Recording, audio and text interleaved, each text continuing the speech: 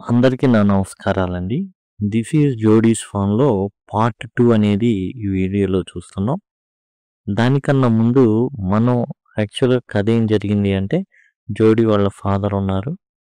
ఆ జోడీ వాళ్ళ ఫాదర్ ఎవరైతే పెన్నీ ఉన్నారో, ఆయన్ని పాము కాటేసింది. అయితే ఆ పాము కాటు నుంచి ఆహ్, నాటు వైద్యం అనమాట. తప్పించుకోవడానికి అంటే పాము కాటేసింది, విషం ఎక్కింది. మరణం నుంచి తప్పించుకోవడానికి ఏం చేస్తారంటే, ఆ దగ్గరగా ఉన్నటువంటి ఆడ జింకని చంపేస్తారు. చంపేసి దాని యొక్క కాలేయంతో, గుండెతో ఆ రక్తాన్ని ఏం చేస్తారంటే బయటికొచ్చేటట్లు చేస్తారు.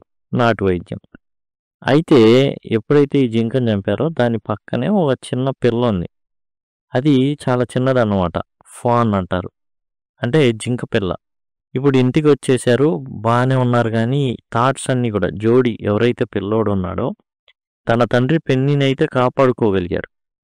ఇప్పుడు వాళ్ళ అమ్మగారు మా బ్యాక్స్టర్ ఎవరైతే ఉన్నారో, ఆమె మొత్తానికి అనుమతి తీసుకొని, విల్ సహాయంతో అడవిలోకి వస్తాడనమాట ఇతను. వచ్చేసి ఇప్పుడేంటంటే, ఆ జింక పిల్లని వెతకాలి. వెతికి ఇంటికి తీసుకెళ్ళాలి. తాను రెగ్యులర్‌గా తాగేటటువంటి మిల్క్‌ని ఆ జింక పిల్లలకి ఇచ్చేటట్లుగా మాట్లాడుకుంటాడనమాట వాళ్ళ అమ్మతో, వాళ్ళ నాన్నతో. ఇప్పుడు ఆ జింక పిల్ల కావాలి. ఎందుకు అంటే చెప్తాడు డాక్టర్ విల్సన్ ఉంటాడు. అతనేం చెప్తాడంటే, ఏది ఉచితంగా రాదు. నీ ప్రాణం కాపాడబడింది. ఓ ప్రాణం తీశారు, ఓ ప్రాణం బానే ఉంది. మరి ఆ పిల్ల ఏం చేసింది? జింక పిల్ల పస్తులుండి చచ్చిపోతుంది. కాబట్టి దాన్ని తెచ్చుకుంటేనే మంచిది. అండ్ జోడీ చిన్న పిల్లోడు ఇతనికి కూడా అదే ఆలోచన. తెచ్చుకుందాం. జోడీ gave himself over to thoughts of fan. ఏదైతే ఉందో ఆ జింక పిల్ల మీదే అంతా థాట్స్ అన్ని ఆలోచనలన్నీ తిరుగుతా ఉన్నాయి. They pass the abandoned clearing. మొత్తానికి వీళ్ళిద్దరు ఎవరైతే విల్మీల్ ఉన్నారో, జోడీ ఉన్నారో అండ్ క్లియరింగ్ అంటే కొంత ఈ ప్రదేశం క్లీన్ చేయబడింది. ఆ ప్రదేశం అంతా కూడా చెట్లు, చేమలు అయన్నీ లేనటువంటి క్లియర్ చేయబడినటువంటి ప్రదేశం ఉంది. ఆ క్లియర్ చేసిన ప్రదేశాన్ని వదిలేశారు ఎవరో. వదిలేసినటువంటి ప్రదేశం క్లియర్ చేశారు గానీ, అంతా ఏమి చెట్లు, చేమలు అయన్నీ లేకుండా ఉన్నాయి. ఆ ప్రదేశంలోకి వెళ్ళడం అయితే జరిగింది. చూడండి ఇదే విధంగా ప్రతీది కూడా ప్రతి టాపిక్ కూడా చెప్పబడిన టాపిక్ ఉన్నటువంటి ప్లేలిస్ట్ ఇక్కడ మీకు కనబడుతుంది. ప్రతీది కూడా ఇక్కడ మీకు ఉంటుంది. ఈజీగా మీరు లింక్ అని అడిగినట్లయితే నేను ఖచ్చితంగా ఈ టోటల్ ప్లేలిస్ట్‌ని మీకు ప్రొవైడ్ చేయడం జరుగుతుంది. అన్ని పాఠ్యాంశాలు చర్చించడం జరిగింది. మీరు ఇక్కడ చూసినట్లయితే మొబైల్‌లో చూస్తుంటే మీకు ఐ కార్డ్స్ అనేవి వస్తూ ఉంటాయి.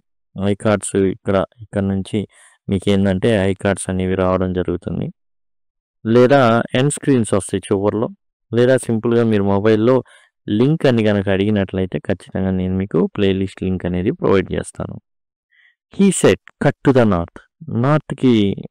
నార్త్ వైపు వెళ్దాం.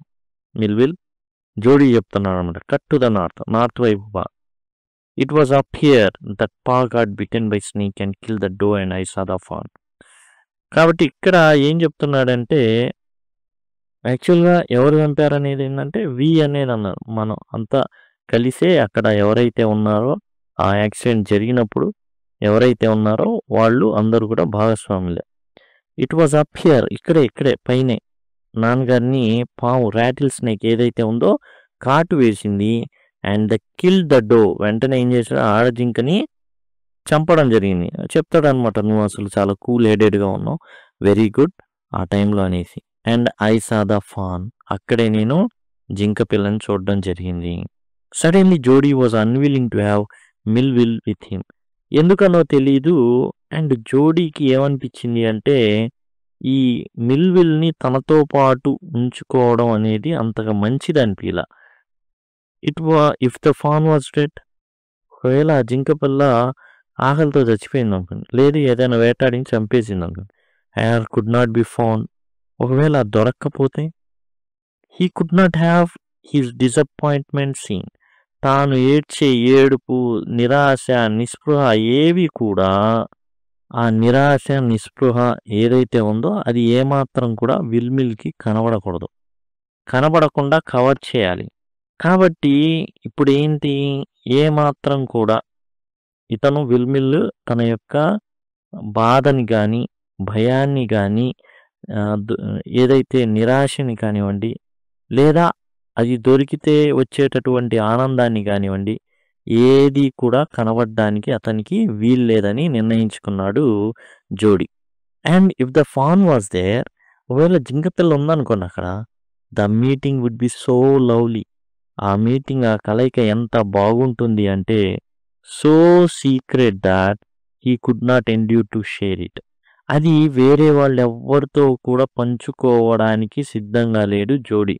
అంత ఆనందం కలుగుతుంది అతనికి. కాబట్టి మొత్తానికి ఏందంటే భయాన్ని ఏమాత్రం కూడా తీసుకోలేడు. ఒకవేళ దొరక్కపోతే ఏదైనా జరగరానిది జరిగింది. ఆ భయాన్ని ఎవరు చూడకూడదు. దొరికింది ఆనందం, పట్టరాని ఆనందాన్ని ఎవరు చూడకూడదు. లేదా దొరకల ఆ నిరాశని కూడా విల్మిల్ చూడకూడదు. కాబట్టి విల్మిల్ని ఏమాత్రం అక్కడ ఉంచడం అనవసరం అనుకున్నాడు. He said, it is not far now, but the scrub is very thick for a horse. కాబట్టి ఇక్కడ నుంచి పెద్ద దూరం ఏం కాదు, చాలా దగ్గరే. అండ్ ఇక్కడున్న స్క్రబ్ ఏదైతే ఈ చిన్న చెట్టు చేమలు ఇవన్నీ పొదలు అవన్నీ ఉంటాయి కదా, అది చాలా ఎలా ఉన్నాయంటే థిక్గా ఉన్నాయి, గుబురుగా ఉన్నాయి. గుర్రం వాటి గుండా వెళ్ళలేదు. I can make it on foot. కాళ్ళతో నడుచుకుంటా వెళ్తే మాత్రమే అక్కడికైతే చేరగలం ఆన్ ఫుట్. కాబట్టి but I'm afraid to leave you boy, suppose you got lost or got bitten by snake టు చెప్తున్నాడు అనమాట. ఇక్కడ నుంచి పెద్ద దూరం ఏం కాదు. ఈ చెట్టు చేమలు ఇవన్నీ పొదలు ఇవన్నీ కూడా గుబురుగా ఉన్నాయి. చేత్తో వెళ్తే కాళ్ళతో వెళ్తే మాత్రమే, ఆన్ ఫుట్ అయితే మాత్రమే ఏం చేయగలను, అక్కడికి వెళ్ళగలను. I can make it on foot. అక్కడికి కాళ్ళు నేను నడుచుకుంటూ వెళ్ళిపోతా, మీరు వెళ్ళండి అన్నట్టుగా. అప్పుడు విల్మిల్ చెప్తాను, I'm afraid to leave you. అరే నిన్ను వదిలేసి వెళ్తే ఎట్లా, సపోజ్ యూ గాట్ లాస్ట్, ఒకవేళ నువ్వు తప్పిపోతేనో, లేదా got bitten by snake to, మీ నాన్నలాగా పిన్నిలాగా నువ్వు కూడా ఏదైనా పాము వచ్చి కరిస్తేనో. అప్పుడు జోడీ అంటున్నాను అనమాట, ఐ విల్ టేక్ కేర్, నన్ను నేను చూసుకోగలను. It might take me a long time to find the fan.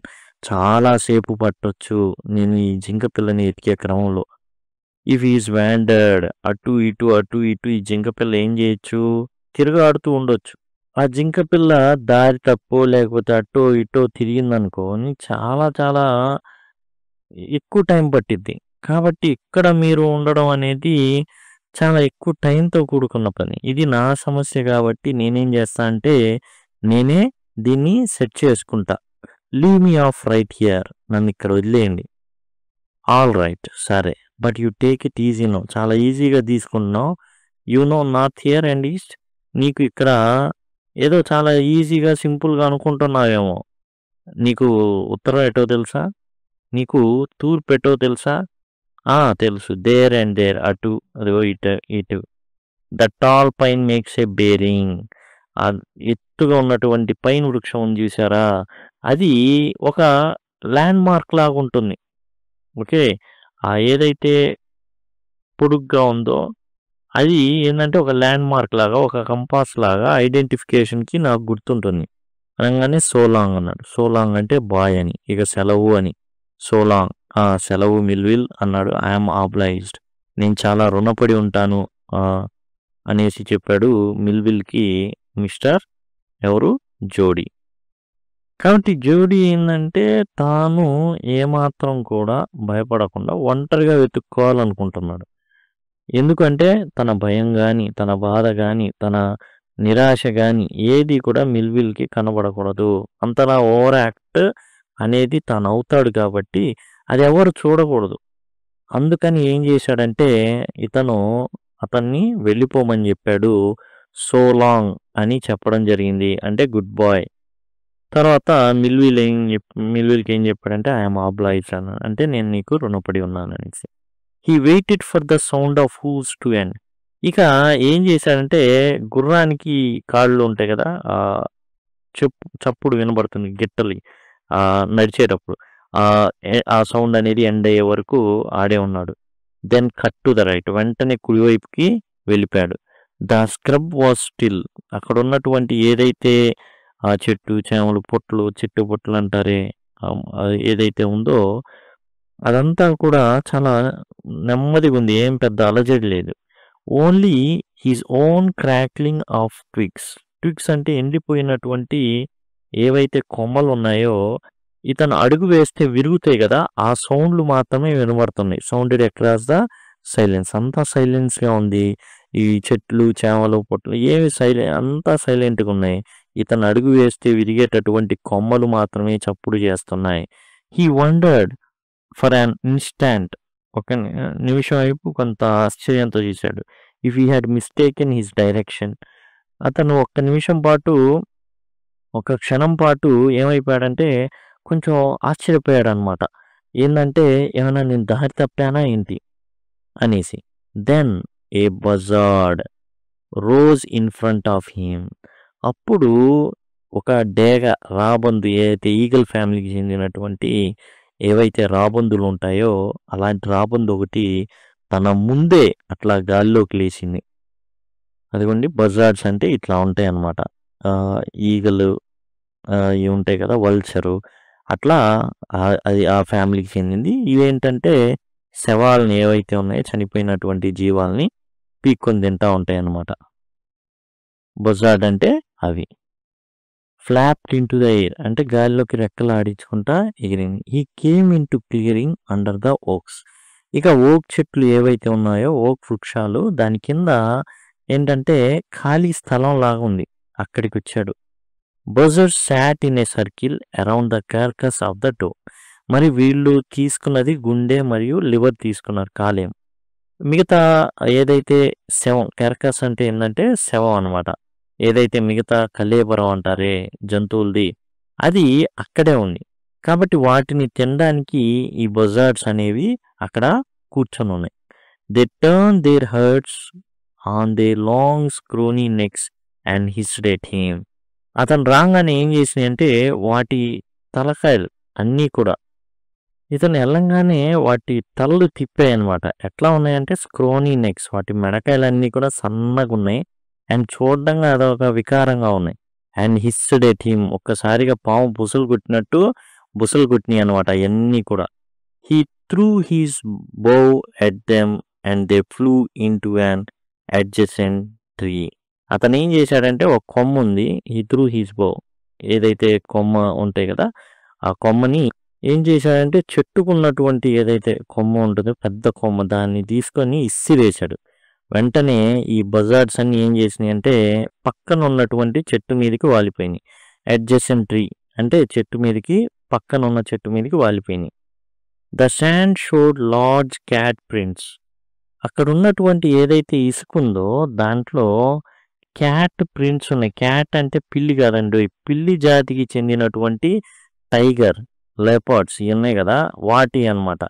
But the big cats killed fresh. కానీ ఈ పెద్ద పిల్లులు అంటే పెద్ద పులులు ఏవైతే ఉన్నాయో, క్యాట్ ఫ్యామిలీ అనండి, ఏదైతే మనకు వచ్చేసి చిరుతపులి కానివ్వండి, టైగరు, ఈ లేపర్డ్, ఇవన్నీ పిల్లి జాతికి చెందినవి, వాటిని బిగ్ క్యాట్స్ అంటారు.